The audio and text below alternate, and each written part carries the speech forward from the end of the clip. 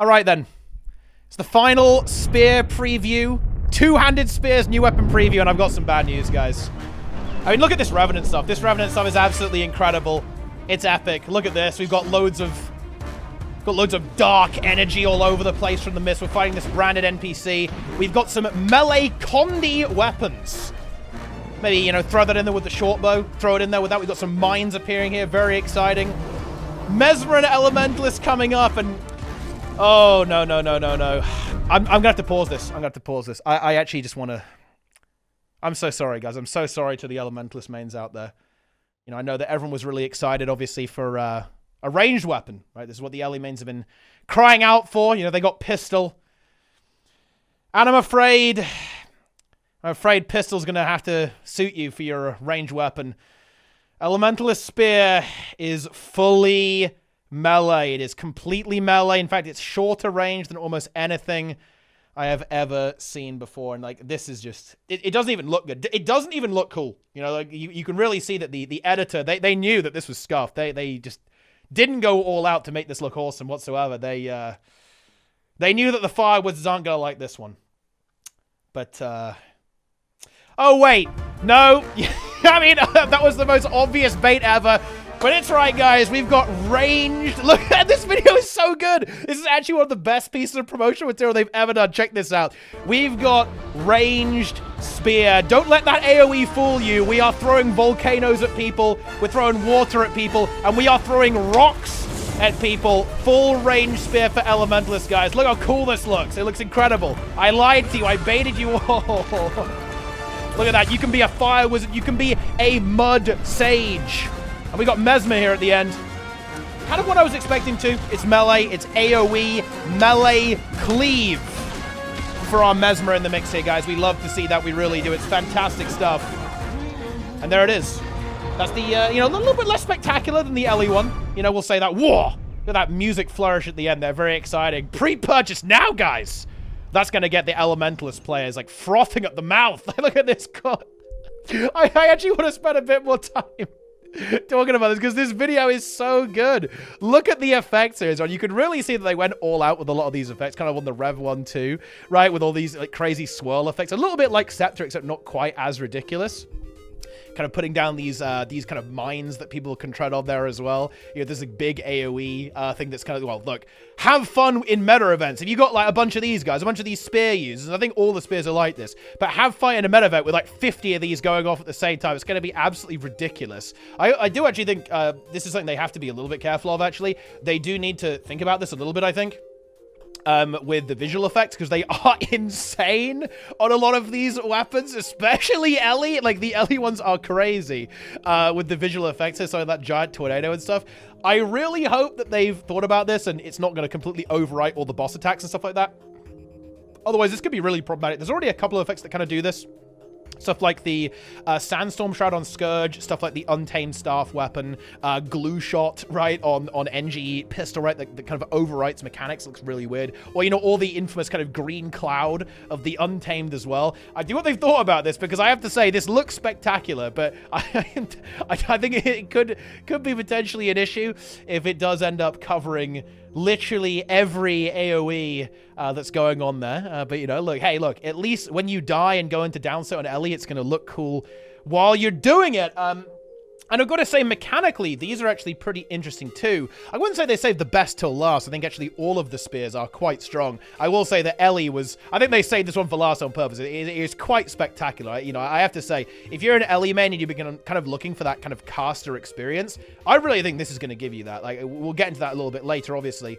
But yeah, like, this is... They listened. Yeah, they definitely listened. Some really exciting stuff here. And what a spectacular weapon with the spear here for Elementalist. So let's get into his final post, of course. And bear in mind, the stream is going to be tomorrow. And, of course, I'll be breaking that down as well. So make sure to subscribe for that one. But anyway...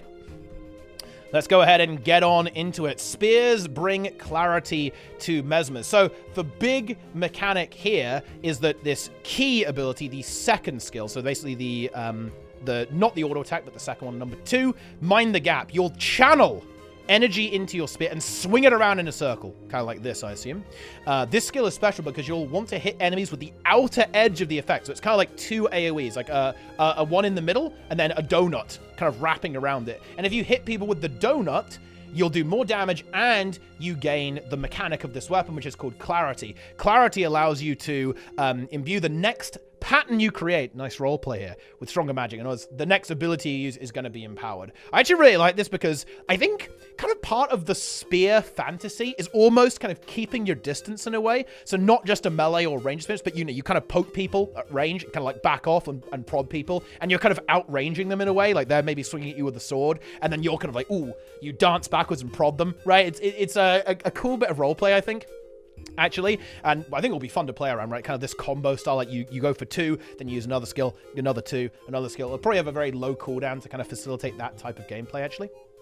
And again, this is very exciting, just conceptually, actually, for Mesmer's, I think, because Mesmer hasn't really ever had a melee AoE weapon. Not really, anyway. Like, you have Sword, and Greatsword, of course, has some AoE, even though it's, of course, a ranged weapon, but there hasn't really been anything like that in melee. It's why I was really expecting Hammer to be added in one of the elite specializations at some point, to Mesmer, or even as a new weapon, right? Like with Secrets of the Obscure, and this is going to fill that gap. This is like, I think this is going to be one of the most obviously impactful weapons that is going to enable new playstyles. So even though like the trailer, I feel like we're going to see some really cool stuff in the stream tomorrow. The trailer didn't quite have that explosive nature compared to Ellie. It's going to be hard to follow up that Ellie video, I've got to say. But yeah, I think this is going to actually create new builds, which is, I think, a really important part of kind of adding new weapons to the game, adding these combat features. They need to be impactful like elite specializations were back in the day. So very cool stuff if you ask me. The 4th skill, Phantasmal Lancer, there always has to be a phantasm, allows you to dash at your foe, striking them with your spear. As you dash, a phantasm is created at your starting location. The phantasm will then dash through you, striking your target at enemies past it. If you use Phantasmal Lancer with Clarity, instead of summoning a phantasm behind you, you will summon 2 phantasms at your flanks that dash towards the enemy to meet and perform a simultaneous strike. So that's kind of like what the empowerment's going to look like, right? You're going to get 2 phantasms. One, maybe it's going to apply like more damage, or it's going to strike twice. Maybe you're going to get a condition instead. It's going to like immobilize the target or something like that. Some other kind of bonus effect. It will remove boons maybe, or something. Anything, right? Like there's a whole bunch of stuff. I kind of expect some boon removal because that would make sense, actually, because I think this is going to be one of those things that kind of wants to fit in World vs. World 2, kind of filling something that Mesmer lacks in the World vs. World department. And there is actually a slight bit of a bonus meme here as well. Trig was in the chat, and he did say, actually, that he was... or like one of the things they would like to see as a result of this actually would be a power boon mirage. Yeah, how about that? Yeah, a little bit of a bonus meme there for you. But of course, we'll be seeing a lot more about that very, very soon. Mesmer Spear is a mobile, high-damage weapon with dynamic gameplay. You'll want to focus on your positioning in fights so that you can gain clarity, then choose which abilities you want to empower with it. Due to the unique requirement for careful spacing, this weapon might take some getting used to. Once you get the hang of it, you'll find yourself weaving a pattern of victory. I have to say, I am so impressed, actually. I have to just have a brief interlude to talk about this, because I actually think that this is as important as the content itself here. I'm not joking. I really love the presentation here for this video, especially with Elementalist. This is absolutely awesome. This is like, they should do stuff like this for their actual trailers. This is so cool. It's so good. Very exciting with that water transition. I love this. It looks so good. And the posts themselves. I do want to actually really praise ArenaNet for how well written all of their posts are talking about these weapons. I'm really hoping it's going to be the same with the homesteads too. And we see that as well. I think Grouch does a great job writing the studio updates and also, the retrospective and all the other stuff that he kind of contributes to in that way. I think this is kind of something that's been a little bit lacking, I think, historically with ArenaNet. It's been almost like a little corporate. It's been a little, a little corporate, a little cold almost. And I really think that the presentation we've seen kind of over the last couple of years has been very warm, very entertaining, very enjoyable to engage with. And I actually think that's really deserving of praise, right? And I think we'll do that. I know I talk about it a fair bit, but I really want to highlight it here because I think that this one is particularly impressive, actually. I really like it. And I always look forward to the streams. I would love to see more. I'd love to see Grouch on streams talking about the game. You know, I'd love to see the, you know, the story devs, right? Like, you know, getting hyped up about this stuff. You know, like we've seen... Like, Indigo was talking about some of the lore, for example, in Ender Dragons, actually. Kind of, like, hyping up some of the characters that were going to be popping up. That's so cool, because, you know, the devs are people, guys, right? They're super passionate, and I think they're awesome, you know, when we get to kind of get a flavor of that energy. And I'm really kind of getting it, you know, in these posts, right? I love that. You know, it's always incredibly funny to see, you know, Roy and CMC, like, bantering with each other. And, you know, I think it was, you know, a while ago, I did an interview with Grouch and Ray about World versus World, right? And the plans there, that was awesome. I absolutely love that kind of stuff. And I really hope that we kind of continue to see ArenaNet come out of their shell a little bit and realize the community doesn't bite much and kind of give us a bit of that personality. I think it's really cool. I love it. I think it's one of my favorite evolutions in the company over the kind of past, like 1.5 to 2 years, I think. And I really hope we continue to see that manifest in even more exciting ways. I want to see more stuff like this. This is actually hype. This is hype. It's so good. Let's go! How can you not be hyped up watching that Elementalist spear video? How is it even possible? You know, I almost want to skip. I almost want to skip to Ellie right now, but I actually can't because I think that would actually be disrespectful. I did all the others in order, and we're going to maintain that order. We're not going to disrespect the Rev spear. Because look at this thing! Check this out, and look at this massive roleplay that we open with. I love this. Here we go. You guys ready to roleplay? Revenants, who first heft their spear in battle, often say that it reminds them of creation through destruction. That's such an edgelord statement. Like, this is, you know... That, I mean, that's something, right? Like, that is some big roleplay, right? Like, you know, the sky is turning dark, it's raining, right? Like, you're listening to your heavy metal or something like that. That's what that does, okay? We got some pretty metal dark stuff here. Wielding dark power from the mists. They paint the battlefield through constant pressure and debilitating effects. Let's dive in and talk about how this condition-based hybrid weapon works. So there you go. It's condition-based. You have a hybrid weapon. And I was actually a bit surprised by this. I was kind of expecting range power, or at least a range weapon, because Hammer actually is relatively sold as a ranged DPS option, especially in PvP, actually. It's a bit of a menace right now. But it's a bit weird in PvE to say the least. And of course you have the short bow for the condition weapon. You kind of have two condi weapons, right? You have short bow and mace axe. I guess you don't have two melee condi options, right? It's like mace axe, and then, you know, you have that short bow as the other set for your DPS. This is going to be like full melee here. So I guess, yeah, okay. Fair enough. I don't have a, you know, it's almost like the greatsword counterpart in a way, like greatsword being a power weapon, and then this is going to be a, you know, the condition-based kind of hybrid style weapon. But it is what it is. We'll see what's going on here. We'll start with the 5th weapon skill, and this is kind of the primary ability. This is a pretty interesting one, actually, because it's kind of both a builder and a spender at the same time. Like the playstyle here is kind of interesting. You'll see in a moment. Abyssal Raise is a ground-targeted skill with 3 charges that strikes up to 5 enemies. You'll gain up to 2 stacks of Crushing Abyss per cast every time this skill strikes a foe. So I assume if you hit more foes, you're going to get more stacks, which amplifies the next use. See what I mean, though, right? Like, you use it once, and then the next time you use it, it's going to be more powerful, right? So it's and we'll see why it's also a spender as well. It's both, right? Like, because, you know, there are loads of abilities that I'm getting on myself, but there are abilities that interact with this to kind of recharge it, but also you use it, then you use it again after that. So it's kind of like your other abilities feed into this ability, and this ability feeds into itself. Pretty interesting design there, actually. At 5 stacks, you'll reach the maximum effectiveness, causing every stroke of the abyss to deliver the most potent effect. With 3 ammunition charges available for this skill, let's discuss how you'll refresh ammunition. So it's an ammo skill, right? Like, it's got 3 charges. Using your other spear skills and maintain tremendous pressure on the battlefield while keeping Crushing Abyss active. The other 4 Revenant Spear skills enable the use of Abyssal Rays by reducing its ammunition cooldown and keeping you and your enemies positioned opportunistically on the battleground. The first skill is a hybrid of ranged or alternating melee strikes. Now, I will have to confirm this later on in the stream, but this sounds like it's going to be like the Ranger spear. So you're going to have melee attacks potentially, right? Like if you're close, and it's also going to have this ranged component as well. That's kind of what this seems like. And each of them reduces Abyssal Razor's cooldown by a very short amount when striking a target. So basically, small recharge on this one. Easy. Your second skill is a bread and butter air of effect attack on a target that reduces your Abyssal Rays cooldown by nearly a full ammunition count. So then this one, slightly longer cooldown, but it's a basic attack, and you get like, I don't know, like 3/4 of an ammo back on your 5 skill. The third skill reduces Abyssal Razor cooldown by a static amount and is a movement ability that leaves Abyssal Mines in your wake, threatening foes who dare chase you as you paint your masterpiece of the painting roleplay is coming through here.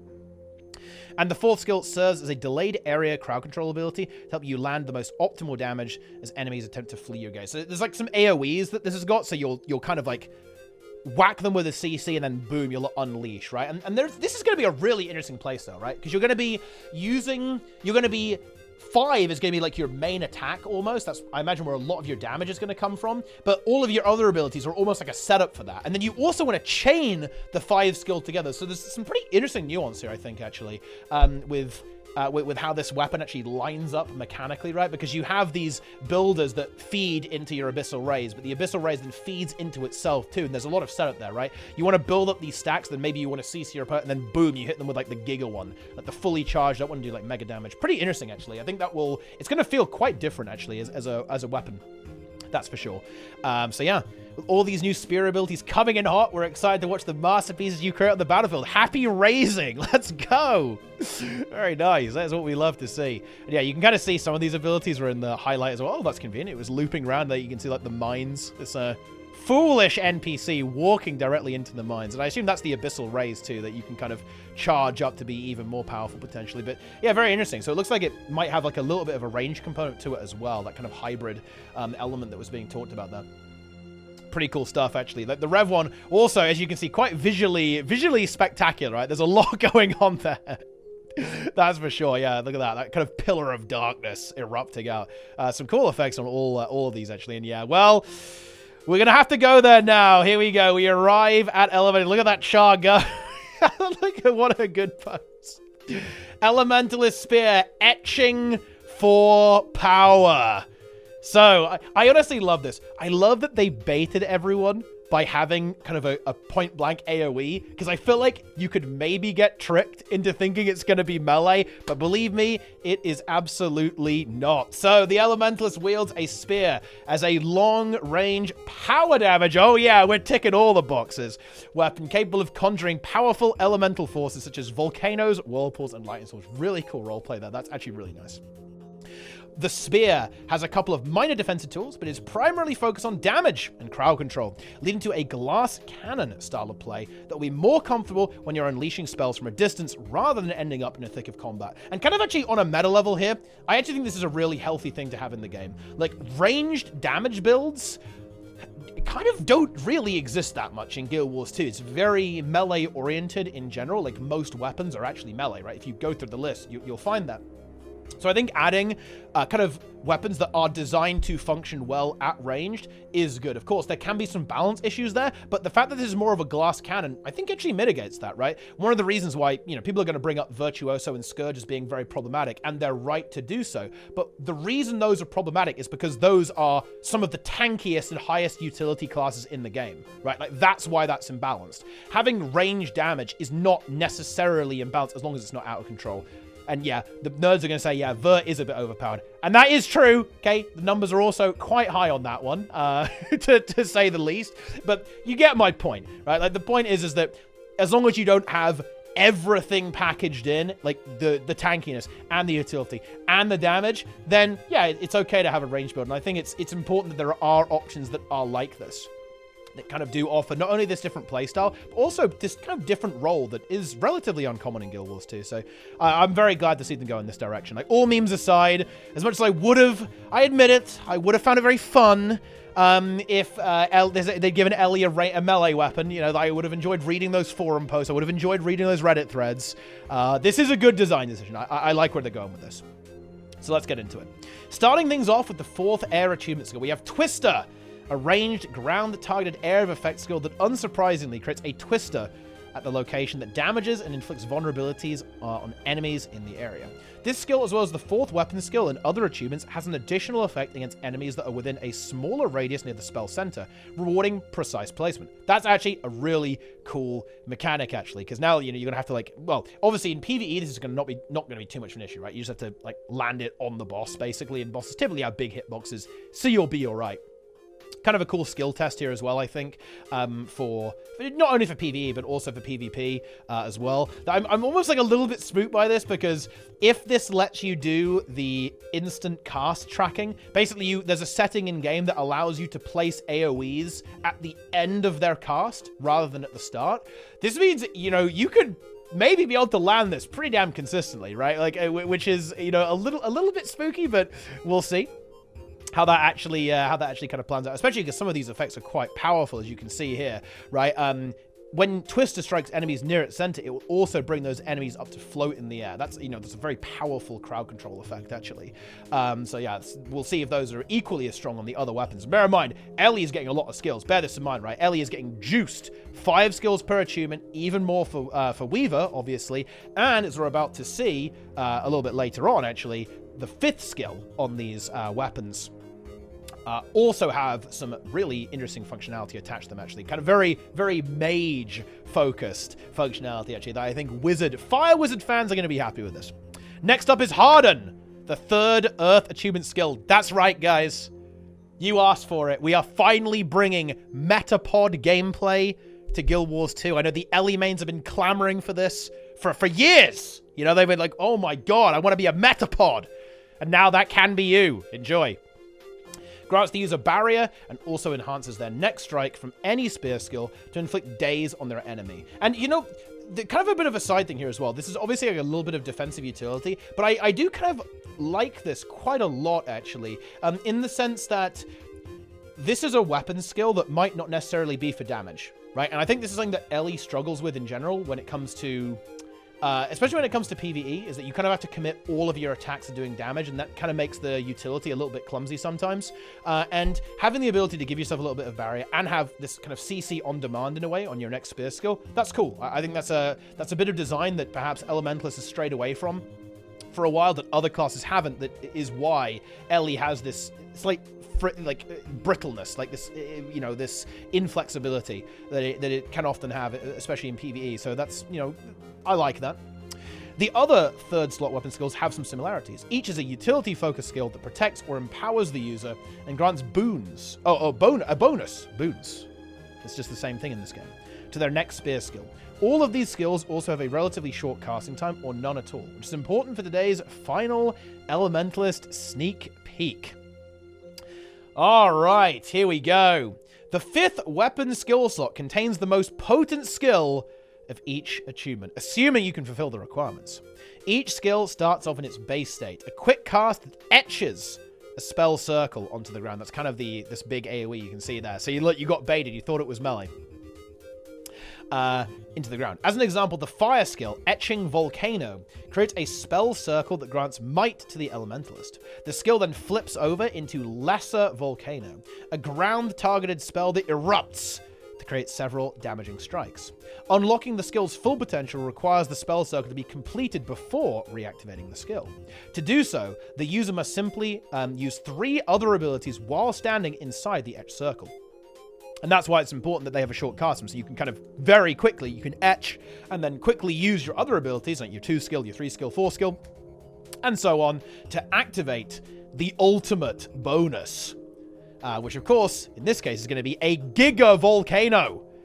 And, this is important too, this isn't limited to spear skills. So in other words, if you have instant cast utility skills like arcane abilities, for example, or stances, then you're going to be able to also very quickly activate this empowered effect there. Once the spell circle is completed, the skill flips once more to its final form. In this case, Volcano. Not lesser anymore. It's just regular. It's just regular Volcano, guys.